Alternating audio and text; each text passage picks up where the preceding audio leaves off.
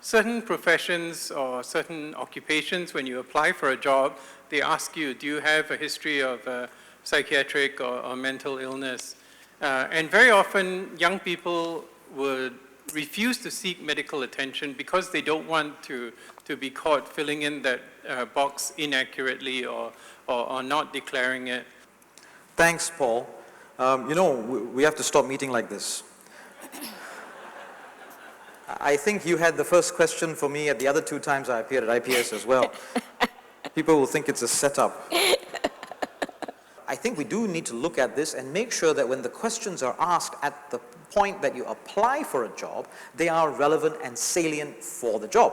We need to make the point that issues like mental health or a history of mental health illness is not relevant for every job. But it would be hard for me to say it will never be relevant for every job. And I give you the example of medical school, which Professor Tambyah will be very familiar with. When I applied to medical school many years ago, as you can tell from my hair loss, I was asked about the illnesses that I had suffered, including the viral illnesses that I may or may not have had. And I had to prove that I was immune to certain diseases. And I knew at the point that I had a blood test that if I was positive for certain viruses, I would never be allowed to go to medical school. And the same was true when I applied for a residency post and a specialist post. And we take the view that that's necessary so that we protect the patient. On the advice of infectious diseases specialists like Dr. Tambyah. Not that it's not your fault, I'm not saying this. But you don't take an absolutist position.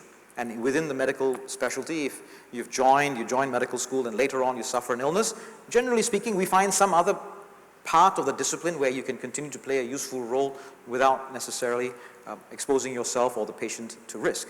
So I think over time, that type of approach towards mental illness is necessary. The laws and regulations are one thing. What we really need is a shift in attitudes that just as we today recognize that persons with physical disabilities bring to bear many different skills and viewpoints useful to us as a society, and we have to find a way to be proactively inclusive, we should have the same attitude towards people with mental health illnesses as well.